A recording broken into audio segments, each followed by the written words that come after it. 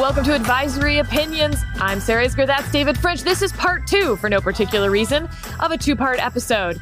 And David, in the midst of starting our 2-part episode, we got Supreme Court opinions, both on Tuesday and Wednesday morning. Now, no, they weren't the most exciting opinions in the world, but in their own way, they kind of were. I mean, for starting off opinions, these were more fun than I expected. What'd you think? Yeah, well, first, that we have opinions in December is kind of nice. It's kind of nice to have a couple of opinions in December. So we encourage that. More opinions, faster, fantastic. And I would put it as, better opinions than I expected for December as well. Okay. Yeah. So let's start off. The first one is unanimous opinion written by Justice Jackson. Borfa v. Mayorkas. On its face, this is not going to thrill anyone. It is about whether someone could have their visa revoked for a sham marriage. Not their current marriage was a sham. They actually have children with their spouse in this marriage, but that there were allegations that their previous marriage had been a sham marriage and that he had paid $5,000 to his ex-wife to marry her to get his legal status, permanent status here in the United States. He then divorces her, marries new wife. They have children. They find out about the previous sham marriage. Interestingly, the ex-wife then recants the whole thing. Look, this is rule number 1. The most important decision you will make in your life is not your career, not where you live, not whether to have children. It's who you marry. David, do you agree? I absolutely agree with that. Who you marry, man, that is...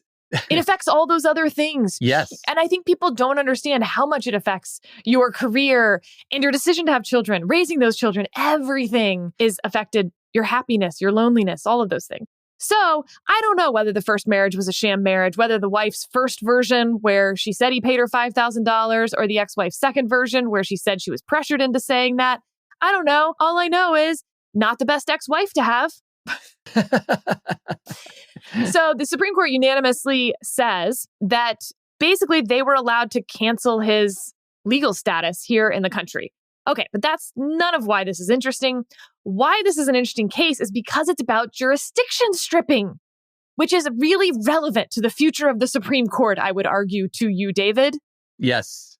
Because basically Congress, when it passed these laws, said if something is mandatory for the Attorney General or the Secretary of Homeland Security to do, that is reviewable by courts. But if it's discretionary, Congress said courts can't review a discretionary decision. So the law said that if you find evidence of a sham marriage, you must not give them their legal status, i.e. in the original investigatory period, right? If you think it's a sham marriage, shall not give that. So that's not discretion. That would be reviewable, that initial decision. But it also says if the secretary finds, stuff later, they have discretion to decide whether to revoke that status. And here the court unanimously said, obviously, when you find the evidence later, this is just a discretionary issue and we don't have jurisdiction over this because Congress said we don't have jurisdiction. Again, David, this may not be the most interesting jurisdiction stripping case, but in, for instance, the Biden Supreme Court Commission report, an entire chapter of that was dedicated to the idea of jurisdiction stripping and whether that was a way to remove power from the Supreme Court by saying, they can't hear Administrative Procedure Act cases, or they can't hear cases about abortion, or they can't hear cases about guns. And what the Supreme Court would do with that kind of jurisdiction stripping, the various efforts at jurisdiction stripping up to this point. Interestingly, there were lots of discussions about culture war style jurisdiction stripping through the 60s and 70s and even the 80s, but Congress didn't do it. Right. And then they did it in 2 cases that end up at the Supreme Court. Both were about habeas in national security contexts. The Boumediene case, which you may remember from the early aughts, forgetting the name of the other, but it was also a habeas. It was an EDPA case about successive petitions in the late 90s. So in one of those cases, the Supreme Court said, absolutely, in that jurisdiction stripping for successive petitions in a state conviction, Congress can say, nah, they're not actually removing your habeas corpus rights. They're just limiting how many times you get to go into federal court. You could still go into state court, so your habeas corpus rights are still intact. So they allowed Congress to do these successive habeas petition jurisdiction stripping for federal courts. But in Boumediene, when it came to habeas corpus jurisdiction stripping for Gitmo detainees, arguing that they weren't on U.S. soil and therefore were not entitled to file habeas corpus petitions in federal court, the Supreme Court gnaw-dogged that one and said, basically, like, yeah, you can strip jurisdiction, but you can't violate the Constitution while doing it, which is kind of an interesting jujitsu move, if you will. And we haven't had a whole lot of jurisdiction stripping since then, David, which makes this, where the Supreme Court sort of yields to its own lack of jurisdiction, pretty interesting. Yeah.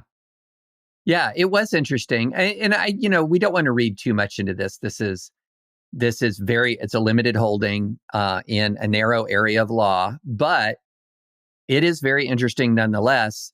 And when you read the opinion, there isn't a lot of discussion about jurisdiction stripping in general. It's just sort of, yeah, that's what happened here. And it fits within the jurisdiction stripping that happened here. So it's very hard to draw larger conclusions from it, but it is still a very live issue. And so one of the things that you do see from the cases that you walked through, this current case, is that there does exist an area, it does exist a jurisdiction stripping authority in Congress to some extent. To some extent. We just don't know what that extent is, but it does exist to some extent. And this decision reaffirms that, as well as reaffirming, the mistake that the plaintiff made in his first marriage. My goodness, she narked on him. And since this is advisory opinions, we should mention the constitutional text wherefrom jurisdiction stripping comes. This is, of course, Article 3. In all cases affecting ambassadors or other public ministers and consuls, and those in which a state shall be a party, the Supreme Court shall have original jurisdiction. In all other cases before mentioned, the Supreme Court shall have appellate jurisdiction, both as to law and fact, with such exceptions and under such regulations as the Congress shall make. So there's not a whole lot of limitation in there for Congress's jurisdiction stripping powers, David, which is why we're all kind of confused on the limitations of jurisdiction stripping and what happens if it conflicts with another part of a constitutional right, et cetera, which is where the rubber would really hit the road on the Supreme Court Commission version of jurisdiction stripping, where you're talking about really reining in the Supreme Court because you don't like their opinions, which is different than just saying, we put something in the discretion of the, secretary or the attorney general, and courts just don't get to review discretionary decisions by a cabinet member that don't implicate some fundamental right. Yeah. Yeah. And I think that analysis is ultimately where the jurisdiction stripping argument will end up is, okay, you're going to have latitude, and that latitude stops at when fundamental rights begin. Okay, we got a second opinion on Wednesday. This one was very short. It was a case dismissed as improvidently granted. If you listen to this podcast a lot or are a Supreme Court nerd, you know we call that a dig.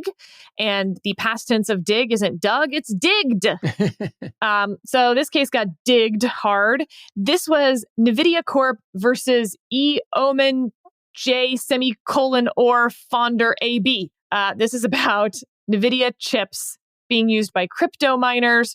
None of that matters so much as the very embarrassing oral argument for Neil Katyal, in which he was just drilled on why they took this case. Isn't this an error correction case? I mean, this is the nightmare. Like, this is what you see in pool memos from Supreme Court clerks. It says, splitless, fact-bound, no error apparent. That could be a one-page pool memo that means your case is not getting granted. So somehow this case did get granted. And then that's basically what they said at oral argument. This is a splitless, fact-bound case with maybe error apparent, but who cares? Like, we're not an error correction court. 4 justices had to have agreed to hear this case. I know. Which means, interestingly, like, you lost it basically at oral argument, or at least in your brief, because you got them on the cert petition. You got 4 of them. And then you lost them here. Now, of course, someone could point out, just because there's no noted dissents doesn't mean that, in fact, you had 4 justices want to take the case, 5 justices vote to dig it. Right. And like, that would still be 9. Yeah. And that could all happen.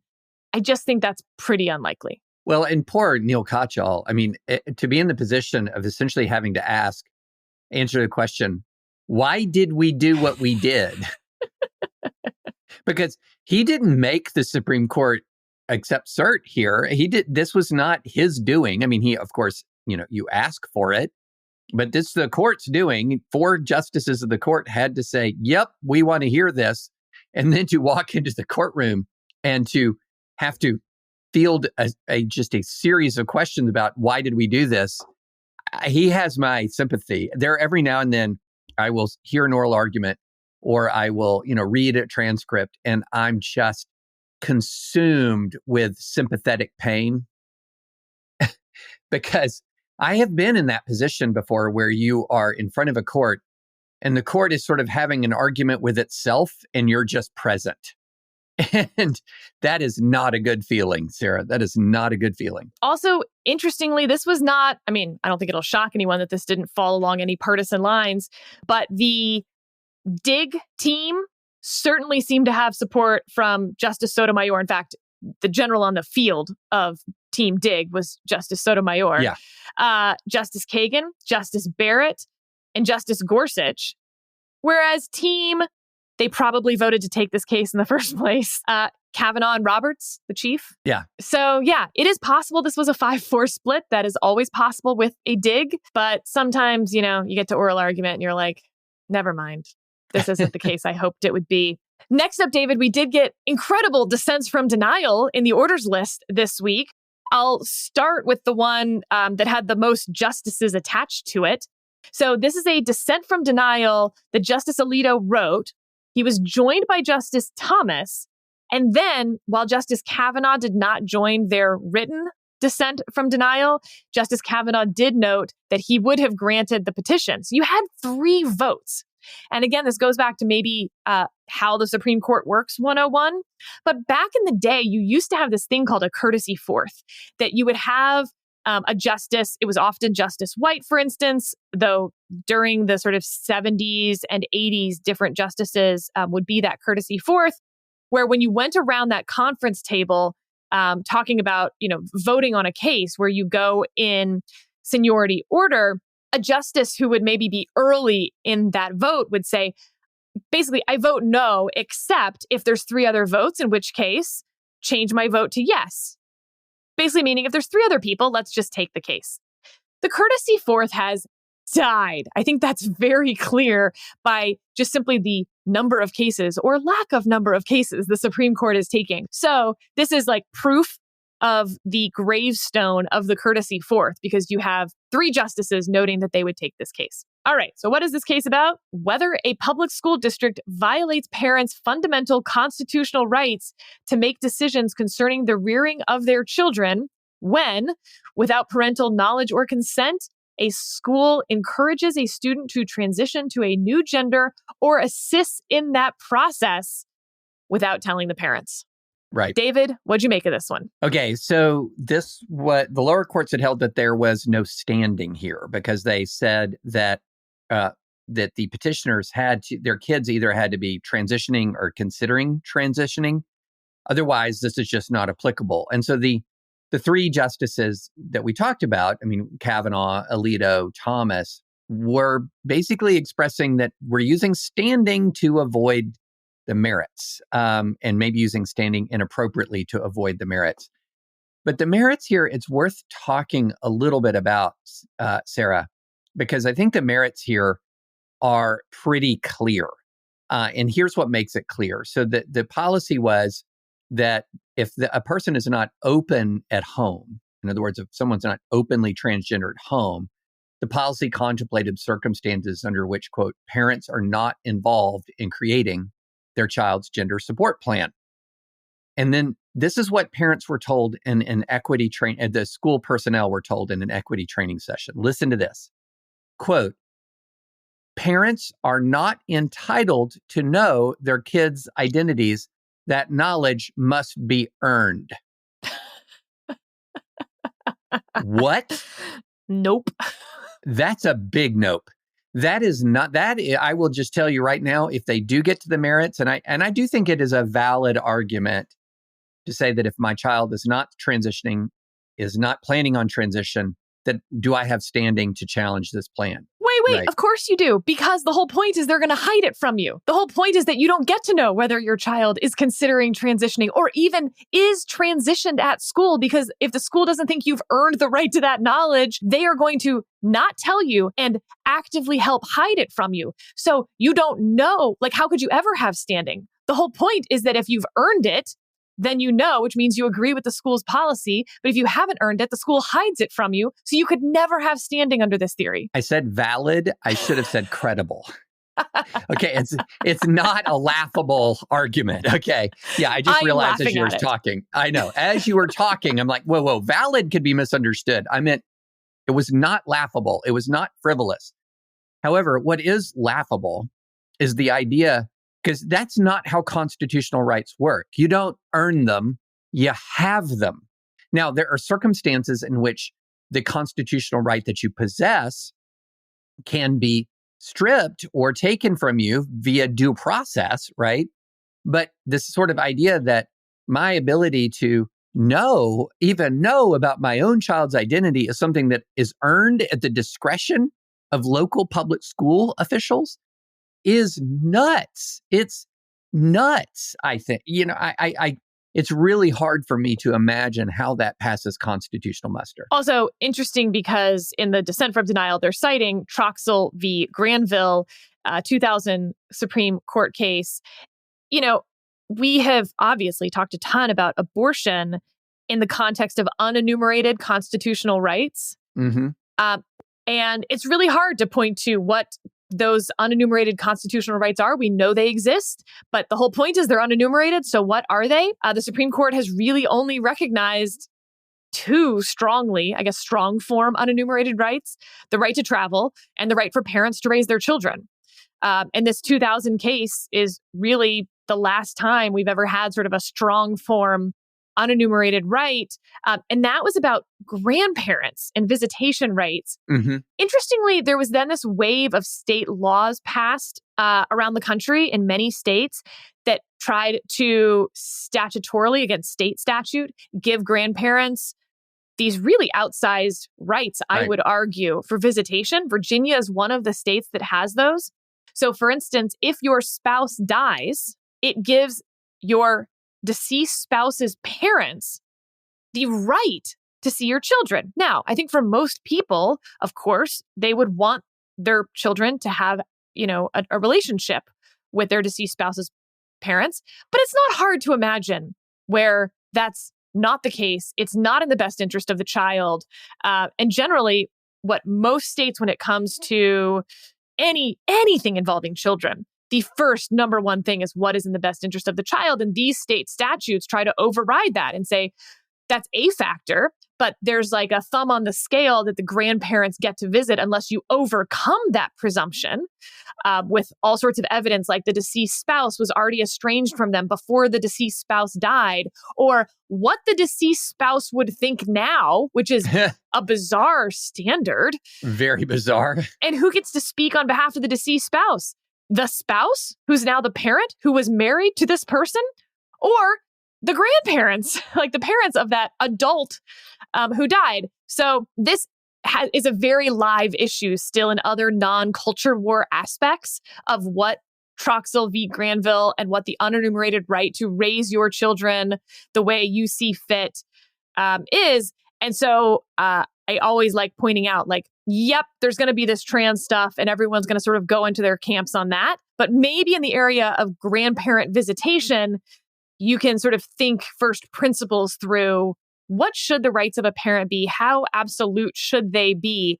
If you think that grandparent, for instance, is going to take your kid to go get a tattoo and you don't want them to, should you have the right to say, no, I'm the parent, I get to decide that? Or should the state say that the grandparents get to step into the shoes of that deceased parent?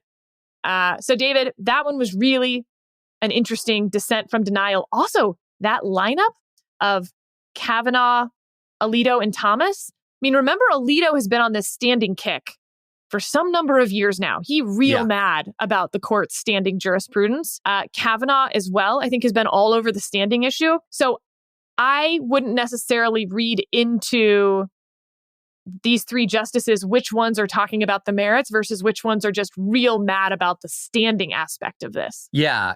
No, that's right. I mean, the standing issue has come up more than once in the last couple of years. And yeah, I think the merits outcome of this particular case is pretty darn clear. If it comes to the court in the right kind of procedural posture that gets the four justices to grant cert.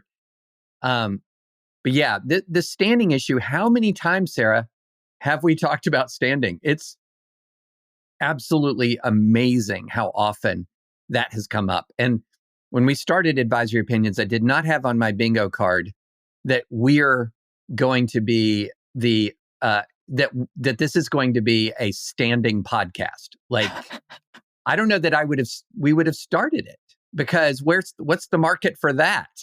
And yet, here we are.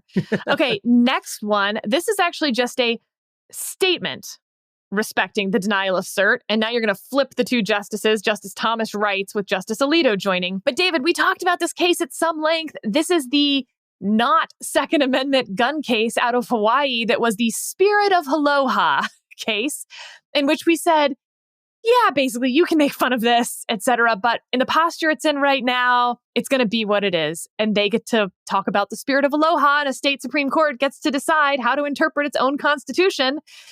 And they've decided that instead of originalism or living constitutionalism or anything else, the jurisprudential philosophy for reading the Hawaii Constitution is Spirit of Aloha. Funny enough, Justice Thomas and Justice Alito, again, this isn't a dissent from denial. Although the interlocutory posture of the petition weighs against correcting this error now, I would grant certiorari in an appropriate case to reaffirm that the Second Amendment warrants the same respect as any other constitutional right. So just a shot over the bow at all of you state Supreme Courts. When this does hit the Second Amendment, we're taking it. We're annoyed with you guys. We're watching. Yeah. No, it's pretty clear what happened here, which is, hey, this wasn't a kind of case that we're going to normally take because of the procedural posture, but let me use this opportunity just to say, here's how this thing should come out at the very final analysis. And by the way, state Supreme Courts, don't think about trying to follow this example. You're exactly right, Sarah. This was a shot across the bow statement, very clear, trying to stake out specific ground and issue a warning. And by the way, I think, most of the justices would agree with it. Most of the, Clarence Thomas is here on this. And of course, he has it's Thomas and Alito. And of course, Thomas has perhaps the most aggressive Second Amendment stance. But Spirit of Aloha does not trump the Second Amendment. But if you remember, the posture of this case was weird. I'm not surprised they didn't take it. If anything, I'm just surprised we even got this statement. This was a guy hiking in Hawaii. He crosses over onto someone's land, gets arrested for trespass. They find a weapon on him that he doesn't have a license for. So he's prosecuted for having an unlicensed firearm on his person, which is a violation of Hawaii law. He challenges the licensing regime as violating the Second Amendment, as being too onerous, basically. But he never applied for a license. And what the Hawaii Supreme Court said, again, in this posture where he hasn't yet been tried, is no, you don't get to challenge the constitutionality of the licensing scheme that you never actually participated in. That doesn't violate the Second Amendment. And again, I think this is probably correct at this point. But whether their licensing scheme violates the Second Amendment, you will now have 1,000 lawsuits over. And obviously, Justice Alito and Thomas are here for it. This last one, David, is super near and dear to my heart. Another one where we're missing the courtesy fourth.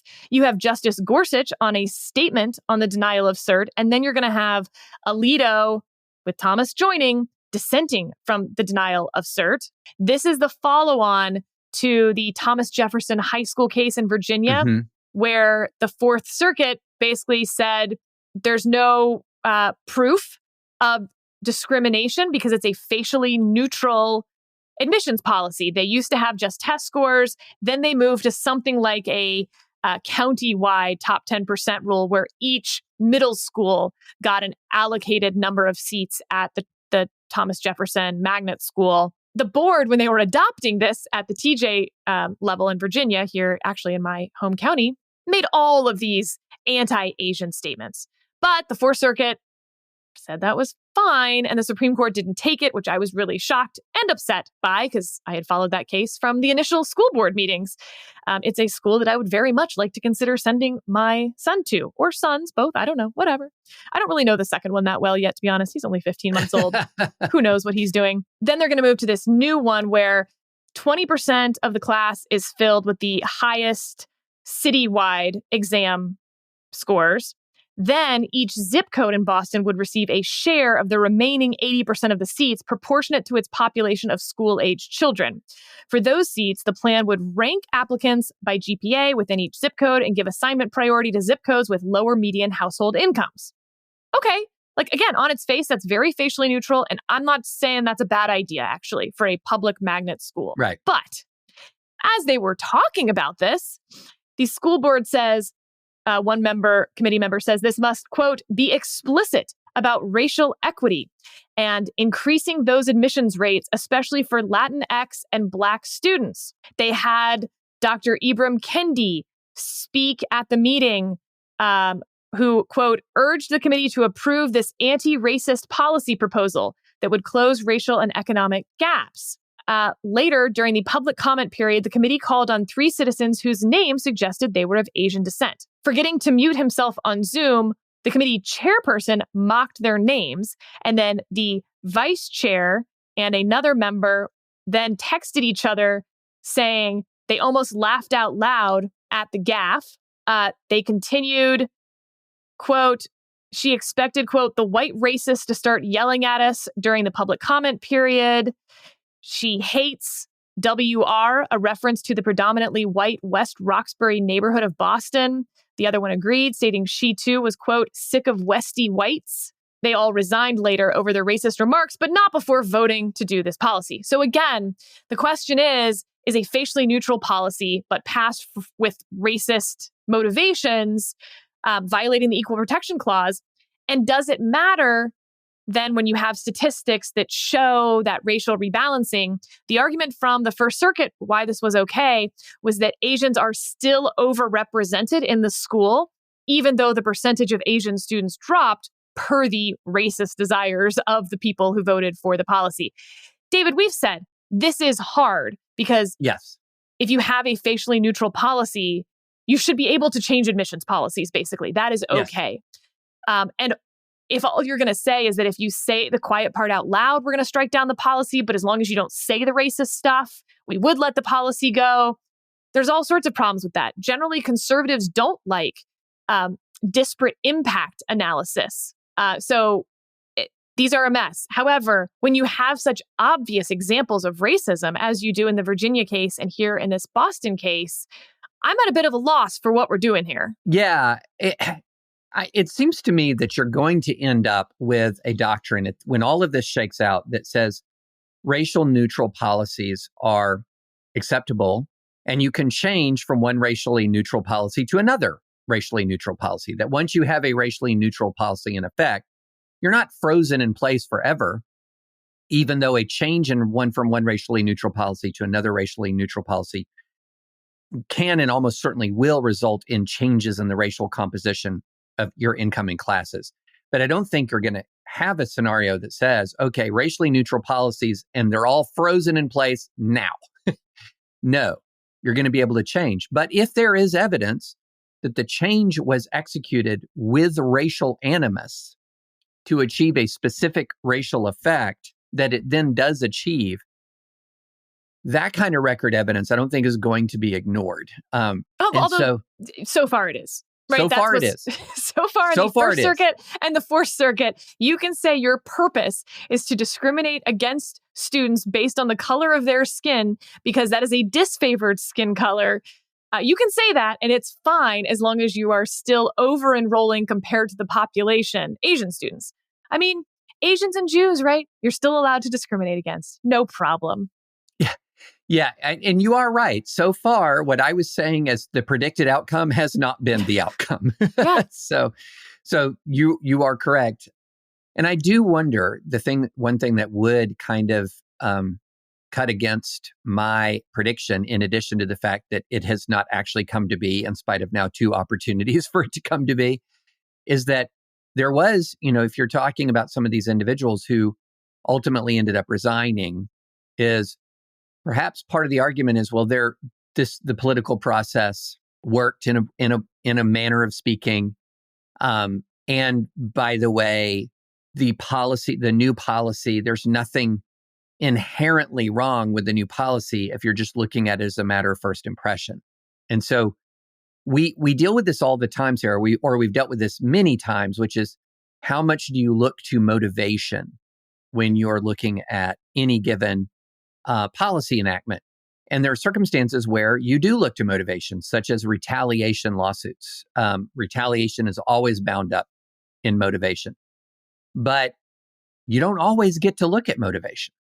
And so, that's going to be one of the interesting elements here is this going to be, as long as something is facially neutral and would have passed muster constitutionally on its own without any racist animus, will evidence of racist animus ultimately matter? Put this in the voting rights redistricting context. Oh, for sure. Yeah, if you're absolutely redrawing a congressional district and you have people saying what they were saying, but change the racial, actually, you don't really have to change the racial animus in this case, I think, we would throw out that congressional district. Right. True. Absolutely. Absolutely. So, again, there are areas where motivation is front and center. You've outlined it, voting rights, also First Amendment retaliation.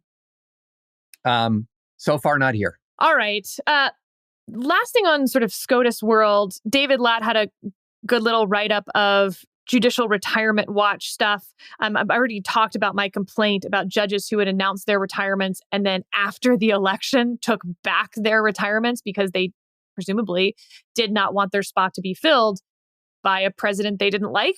I think that's bad. Bad for the judiciary and for the reputation of the judiciary. Remember, the purpose of the black robes is to make it clear that they don't play for any team. They're not their individual selves. They are there to implement the rule of law. I think it undermines that. But we've certainly talked about strategic retirements before. Interestingly, David Latt notes that with one exception, all the active justices have hired at least one clerk for October term 2025. That exception, by the way, is Justice Ketanji Brown Jackson because of her awesome hiring plan, where she basically doesn't hire in advance. You can't lobby her and have judges and professors call her. There's a process. There's an application plan. I love that for her, but she's the one exception. I don't think we think she's retiring. And at least 6 active justices have hired at least one clerk for the October term that starts in 2026. So I think, reading into that, you're not going to have any retirements this June. But of course, we never thought we'd necessarily have retirements this June. It was all about next June, that 2026 June, where you have the Republican Senate with a Republican president and you don't know what's going to happen in the midterm election. Right. That's the one to look at.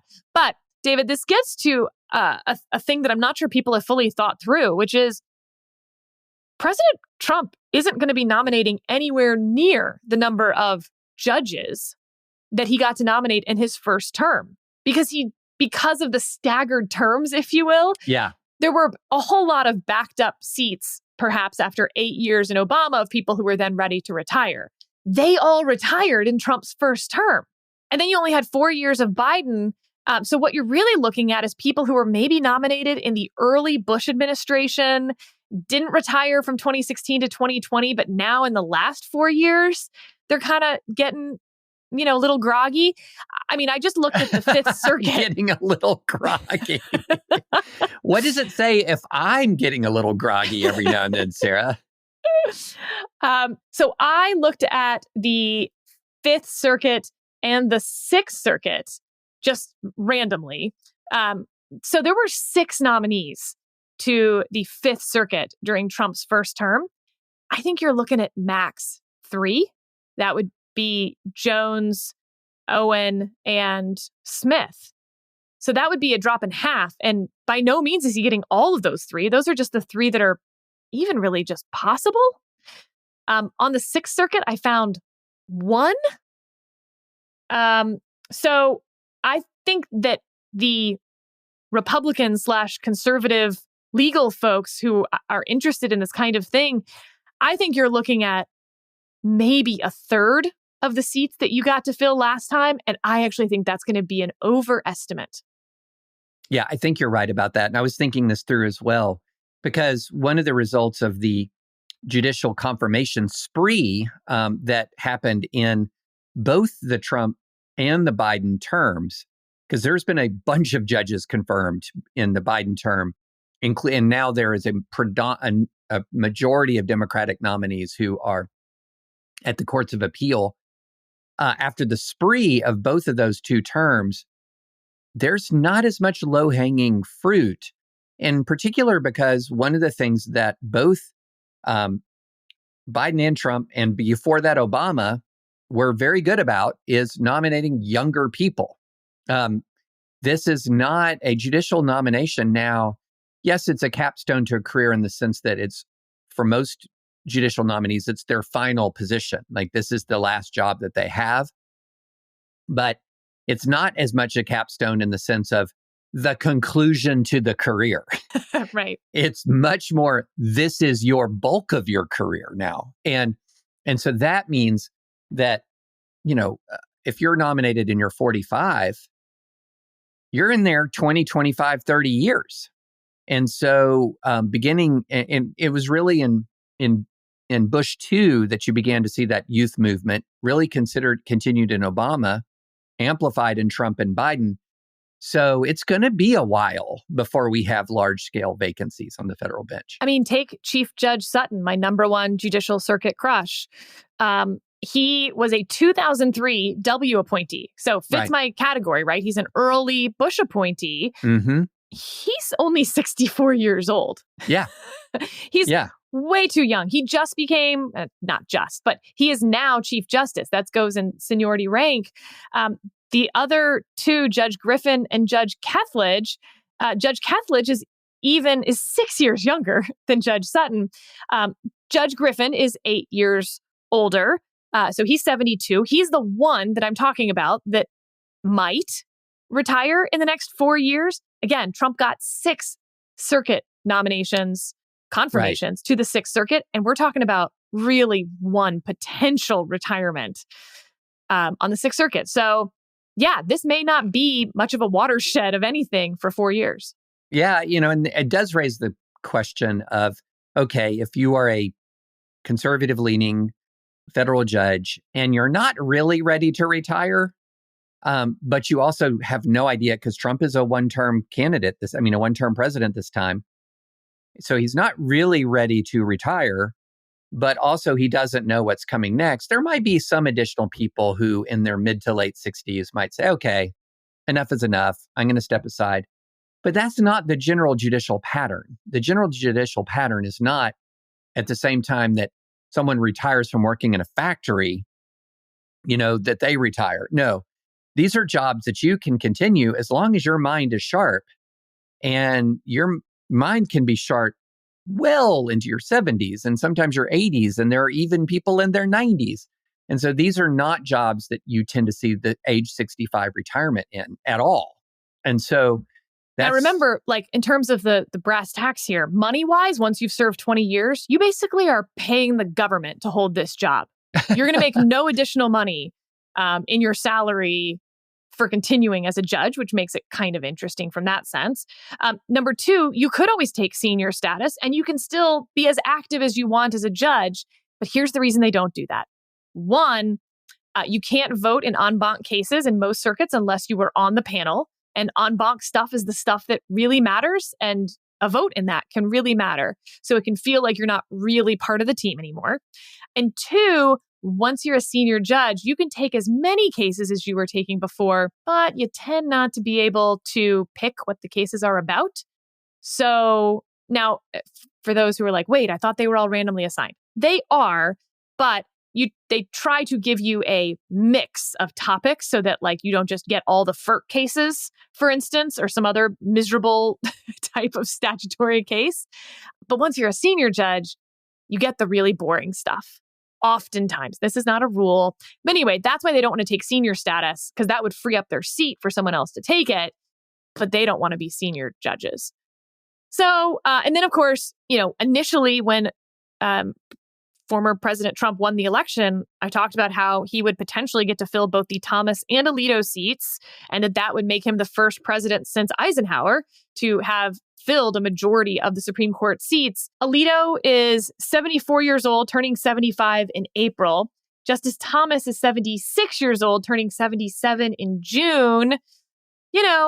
Age-wise, they're sort of on the early end of Supreme Court retirements, but they're at least in the window. We'll see, David. There's lots of people sort of in the know or in the know adjacent who will tell you that Justice Thomas is not leaving this job. Not now, not ever. He doesn't care who the president is. He doesn't care who the top of the short list is. Notably, they won't really say that about Justice Alito. I think there's a sense. Yeah, no, I've heard exactly the same, right. Sarah.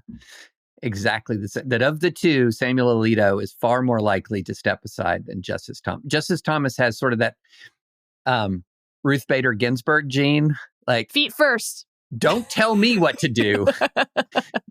How dare you tell me what to do? I will stay here as long as I want. Yeah. So that's the scuttlebutt that we're passing along to you. It is nothing more than rumor and innuendo.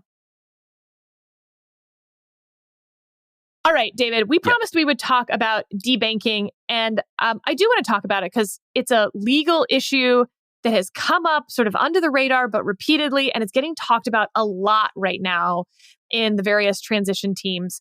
So Operation Choke Point was this idea from the Obama administration that they could send banks letters kind of noting their disfavored industries that they thought could be a risk to banks. And of course, banks are highly regulated, so much so that I feel like I need to have a major malpractice disclaimer right here that I am not an expert on all the statutory and regulatory requirements on banks. But banks are not really private entities as you would think of a private entity, right, because they are so enmeshed in government regulation, from the types of people they're allowed to give accounts to. You have to know who it is. All sorts of regulations around that. All the way to risk assessment and how they're supposed to do that. That's also highly regulated. So the Obama administration, and I'll just use this one example, basically says, you know what, payday lenders, that could be a risk for you to bank with payday lenders. And so what happened was a bunch of payday lenders were debanked, quote unquote. They had their corporate accounts closed because of that guidance letter. Even though I think, David, you'll agree, they may not like payday lenders, which was the point, right? They think payday lending is predatory. But these were not illegal operations in any sense. And from the financial markets and industry, they're not riskier, I would argue, than any other small business. All small businesses have some risk, of course, but payday lending itself was not a risk to the health of financial markets or any individual bank. So this is why it was called choke point. You sort of choke off these disfavored industries, and the right kind of freaked out, because what then prevents you from choking off any other disfavored industry. So indeed, that takes us to choke point 2.0, as the right has dubbed it, where they feel that the Biden administration has done something similar to crypto companies and individuals who hold a lot of cryptocurrency or have founded crypto type companies, that they're all being debanked, their accounts are being closed, or their crypto companies are not allowed to bank with them. Yeah, I was just going to say that there at the heart of all of this, Sarah, is a phrase that is sort of the root of all debanking evil. And that phrase is reputational risk. Because yes, absolutely, federal regulators have the ability to come in and say, especially after the Great Recession and, the instability in the banking system created by irresponsible lending practices during the real estate boom in the late 90s and early 2000s. We all know that there is a role for federal regulators to manage risk in the banking system. But when you think of them managing risk, what you're mainly thinking of is risk the way we think of risk is, what is cryptocurrency? How stable is this thing? So that would be an example where when I'm looking at crypto, I'm saying, it's a little bit different than payday lending. Payday lending is an established business. It's a legal business. We know what the use case is for payday lending. Cryptocurrency is something else. It's a currency that's mainly used as an investment, and its main use case in real world is criminal activity. So there's some issues there with crypto where you could say, wait, we're not talking about reputation risk, we're talking about risk with crypto. But that phrase reputation risk actually is quite relevant to a Supreme Court case that we talked about a great deal. And that's the National Rifle Association case, where after the Parkland shooting, there were banking officials in New York that issued letters to banking institutions to Insurance in this case. Yes, insurance institutions and other financial institutions, warning them of, quote, reputation risk if they are engaged in business with the NRA. And that was sufficient. That warning of, quote, reputation risk issued by a regulator was sufficient for the Supreme Court to say, hey, wait a minute, this might be coercive in violation of the NRA's constitutional rights. And so that's when I worry about debanking, I worry about the phrase reputation risk. That's the red flag. That's so amorphous. What does that even mean? Reputation with whom?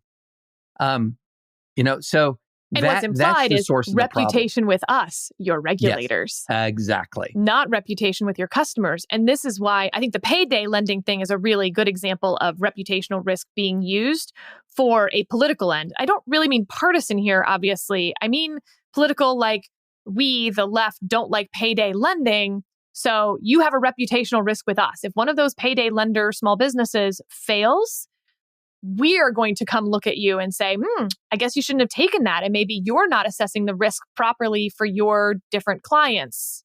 Again, I'm speaking at sort of a very high level of generality of how banking works. Because remember also, these banks have a lot of regulations where they must report suspected criminal activity and all terrorist activity, all sorts of other things that they're supposed to flag. Banking regulation is wild. It's like the full Lawyer Employment Act. Whereas crypto, you're right, David, I think could have more actual financial risk.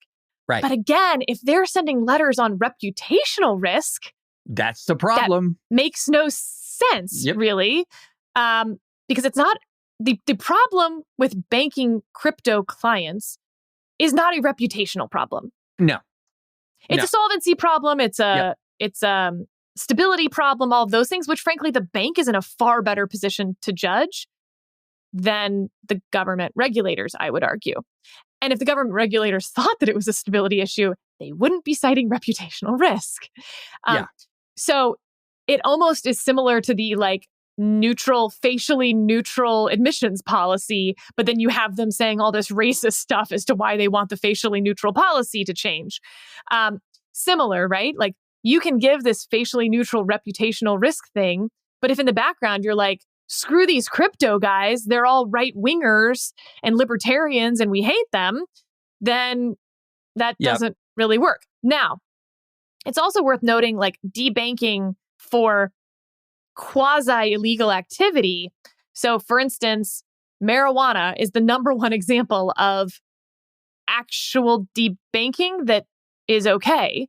It's not about the financial risk, for instance, to the institution. There's no real financial risk in banking someone who's a little local marijuana grower in Oregon, let's say, or let's say you're running a legal brothel in Nevada, but it's illegal federally. And so they're not allowed to bank. A federally insured bank cannot bank with someone who they know is doing something illegal federally, even if it's legal at the state level. It's been a huge problem for those states that have legalized marijuana because there's still nowhere for these people to bank. So then they're working in cash, and that just is going to, by almost definition, lead to more illegal activity that is illegal both at the state and federal level. So this has been a real issue in multiple administrations as they think about, during the end of the Obama administration, where they had the Cole memo, where they basically said, we can't change the law on whether marijuana is illegal, but we're not going to prosecute anyone for marijuana violations, but you still couldn't bank. And so then was Treasury going to have a Cole-esque memo where they were like, it's still illegal, but you can bank them also? And they never ended up doing that, which was interesting as well. Yeah. That's one of the reasons why people go to dispensaries, use cash, is that the credit card process involves a banking transaction, and the banking transaction is no bueno for a controlled substance, and marijuana is still a controlled substance. And already, Sarah, I'm getting those warning flashes. Like, all right, so we already talked. There are certain communities that when you intrude upon their turf, they know this subject so inside and out that it gets dangerous. So gun owning community, if you use the wrong terminology, God help you if you say clip when you mean magazine, for example.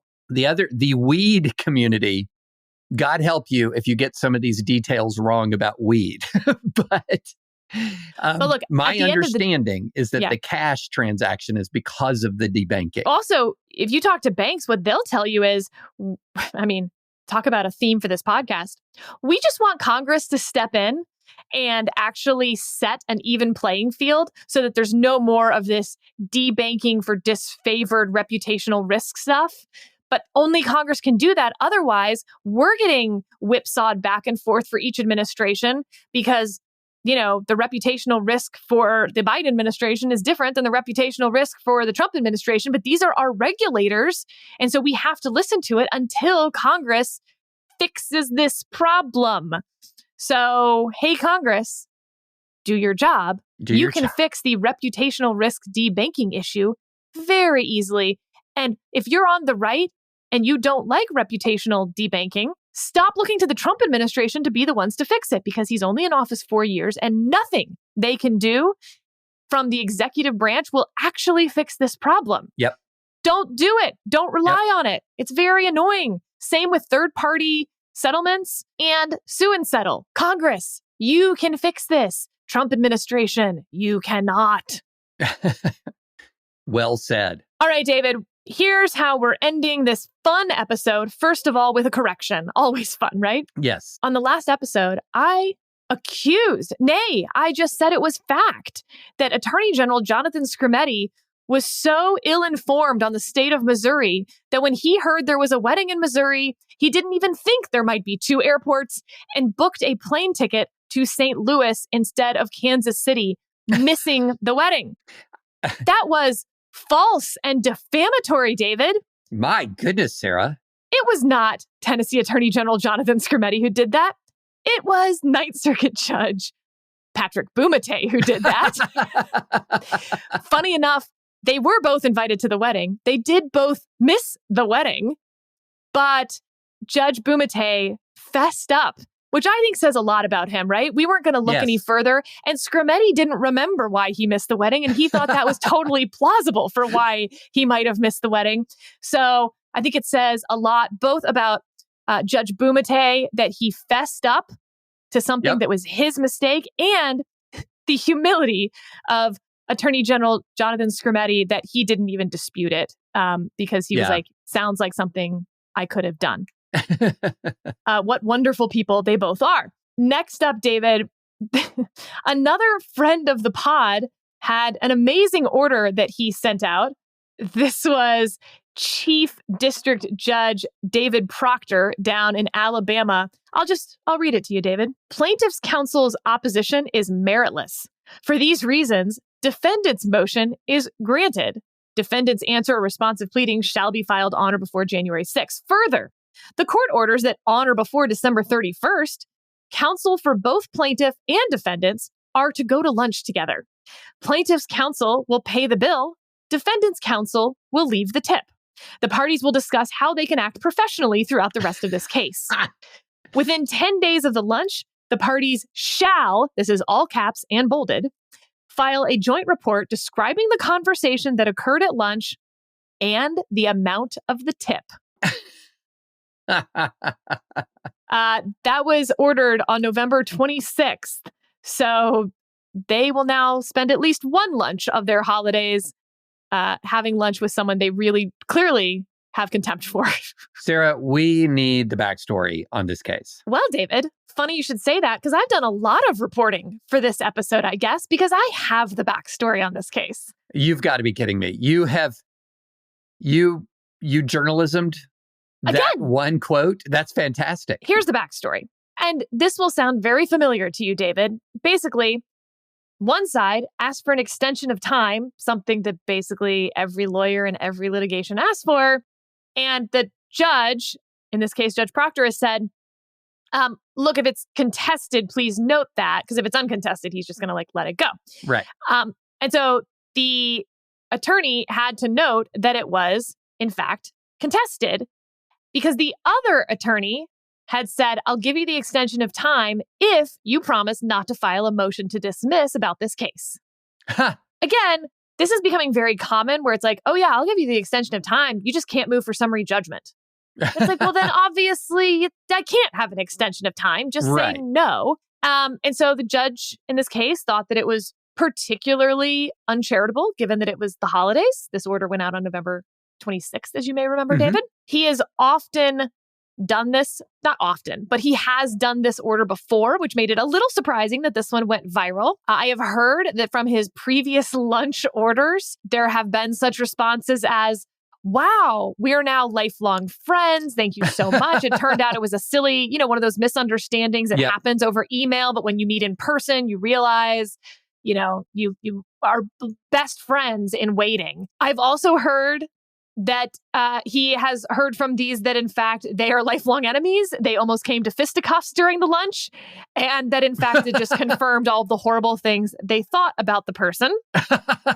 So we'll see how this one goes. Yeah. As far as the tip, it is actually not to punish each side. Of course, he thinks the side that refused the extension of time is just in the wrong here. But for the side that asked for the extension of time, who's leaving the tip, it's just because he likes servers, is what I've heard. And so, he thinks that when someone's watching, the person's more likely to be generous. And he thinks that, a server could have an extra nice day. Though now that it's gone viral, it's guaranteed that server's going to have a really, really good day. That server's going to have the best day. Yes. I think Judge Proctor will be just fine with that. Also, interestingly, David, in researching this, my source tells me that this is all relevant to a long ago story. Do you remember when we visited Judge Newsom's chambers? Judge Kevin Newsom down in Alabama. Yes. Yeah. And I mentioned the ping pong table on this podcast. And that he and his clerks play ping pong. And he said, one time the marshals were called up on us. It turns out Judge Proctor, of course, is the chief judge of the Northern District of Alabama, which is where Judge Newsom's chambers are. And I have it on good authority that it is, in fact, Judge Proctor who called the marshals on Judge Newsom's ping pong game, that he was in the middle of a criminal trial, that it sounded like there was a prisoner disturbance in where they hold prisoners before their criminal trials start. So that he called over his CSO and said, you need to go see what that is and take care of it. It's actually really disturbing this trial. So went up, found out it was Judge Newsom playing ping pong with his clerks. And that Judge Newsom sent Judge Proctor an email forthwith with the body, dude, I am so sorry. Oh, that's noble. That's noble. I was thinking it'd be dude, WTF question mark. But no, dude, so sorry. That's classic. I love it. So this is the backstory that everyone needed on the Judge Proctor order to go to lunch. Love it. Next up, this was making the rounds, and it is a delightful case name. United States of America versus approximately 2 terrier mix type dogs. And I mean, the comments have all been great. My favorite one was, good luck finding an impartial jury. But I thought we could use this opportunity to explain NREM actions, David. So this is going to be, I don't know all the details of this case. This is going to be a criminal forfeiture against someone who was building a dog fighting ring. So there may or may not be criminal charges against this person, but you can take the things that are being used or the profits from a criminal activity, but you actually bring the lawsuit against the things. Yeah. So it's why in law school, you'll see these funny case citations to, United States versus one red Chevy pickup, approximately 1964 model or something like that. Nevertheless, I was confused about this, David, because again, you'll see approximately $30,000 or something, or approximately 64 dogs. And I get it. Maybe you don't know exactly how many dogs there were. Approximately 2, though. Like, if you can't look down and see 2 terriers versus 1 terrier or 3 terriers, I was pretty confused. So I called an assistant United States attorney, a federal prosecutor. Journalism? You practice journalism? Yes. I did. Love it. And I said, what's up with this? And he said, I have no idea. But he said, my guess is this is an overly cautious prosecutor and that it's similar to how, even if we know the exact date and time that something happened, you will always see an indictment start with on or about January 1st. They know it happened on January 1st, but it always says on or about because that's how lawyers talk and they like to cover all their bases. Because what if it actually happened at 12:01, as we later find out, even if we know that it happened at 3 p.m.? And he said, so that's my guess. And I said, is it possible that they use the approximately because perhaps they don't know whether one of the dogs could be pregnant? And he said, sure, but honestly, I think this is just an overly cautious, perhaps young prosecutor right. Who's done this. So there's your explanation for U.S. versus approximately 2 terrier mix type dogs. I hope they are adopted by a loving family. No dog deserves to be in any sort of dog fighting practice or ring. It's disgusting. And I'm so glad that the department actually really does focus on animal crimes, as I've mentioned in the past. Well, and also, I was stumped by the approximately because there are other cases where there's no approximately, such as United States of America versus 53 Eclectus parrots. That's right. The old case. United States versus 144,774 pounds of blue king crab. No approximately there. And that one probably did need an approximately, by the way. It probably did. Another one, because I'm reading these from some of the responses to the tweet about this case. And it's just, my nerd humor is I love these case names. United States versus 1 Tyrannosaurus Batar skeleton. Oh, that's a very important case. I will admit to you that I know all of the details of that case. That's Amazing. A huge one. Yeah, that went on for years. Yeah. My other favorite one is, and this is somebody brought up, 62 cases of jam versus United States. And as this person says, it's fun because it's the jam that is suing.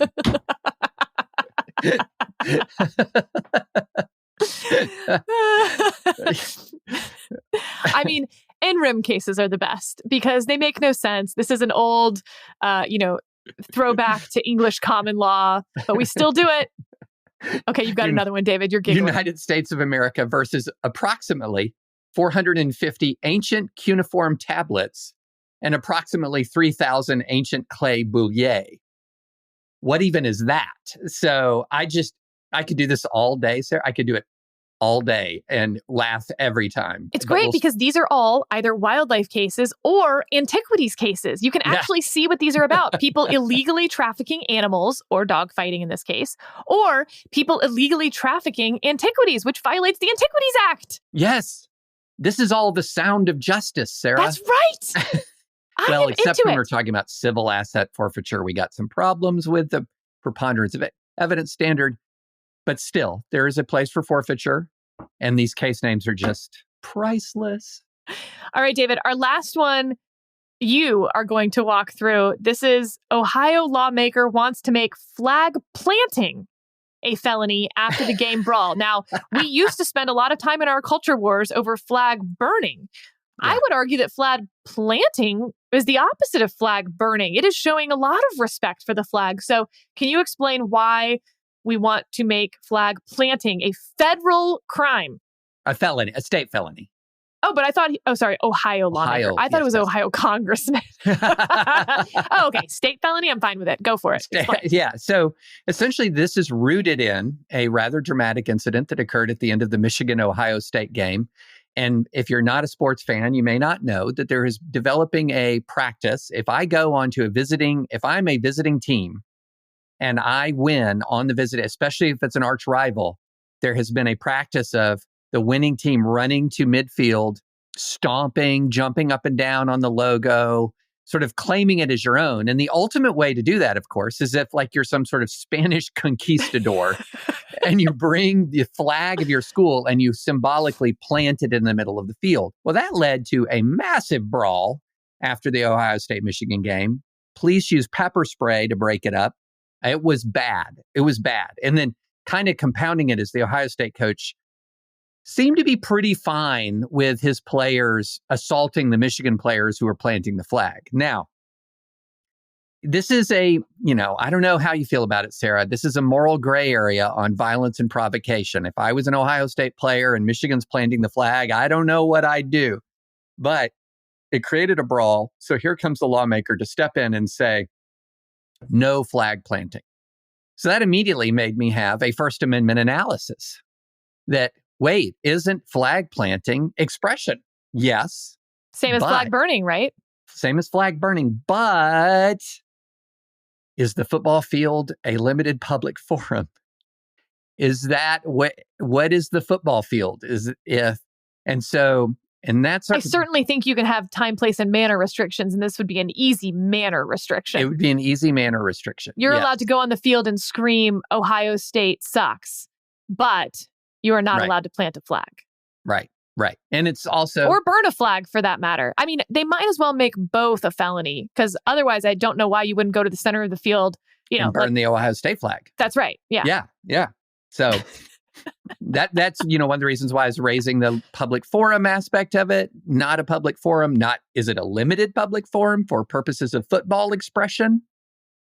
I don't know. Hey, listeners, let's break this down.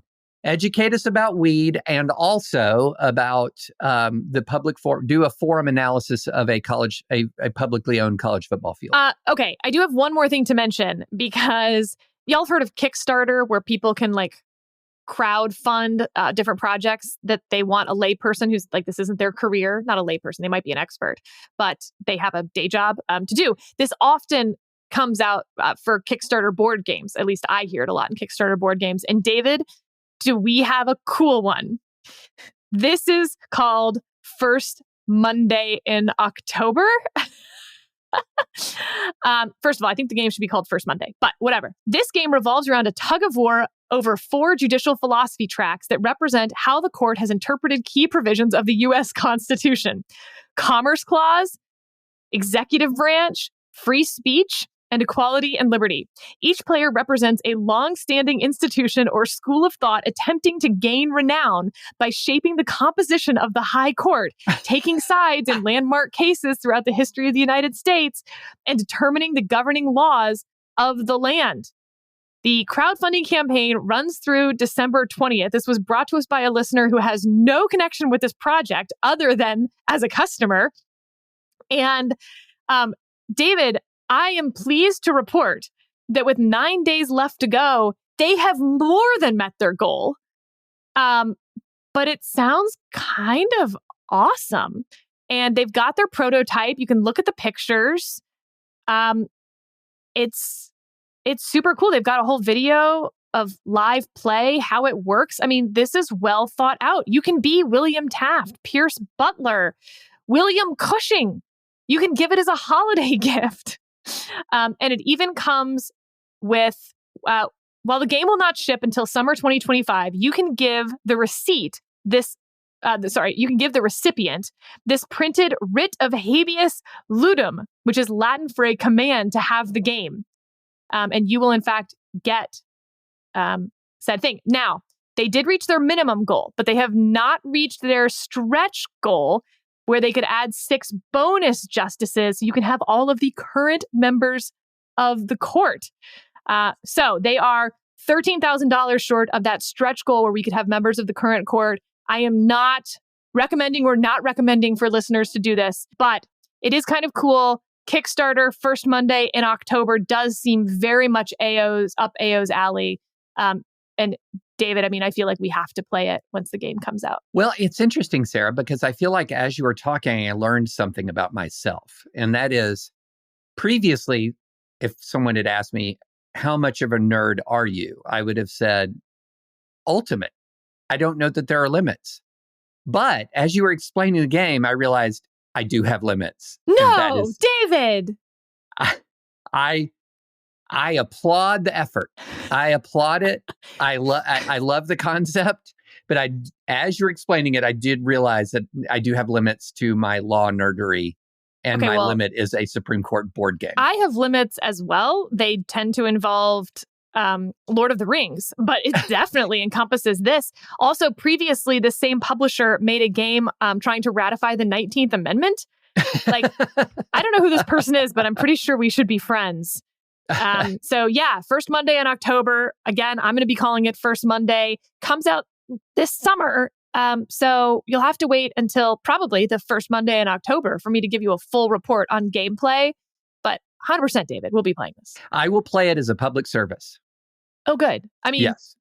You work here, so actually it can be part of your employment requirement. That's right. Exactly. This is a job. The host of the podcast directing me to play the Supreme Court board game?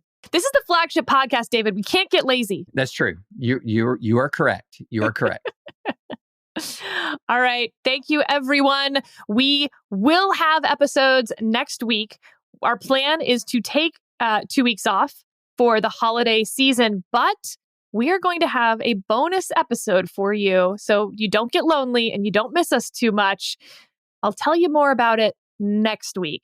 The bonus Christmas episode this year is gonna be lit, as the kids say, as David says the kids say. True.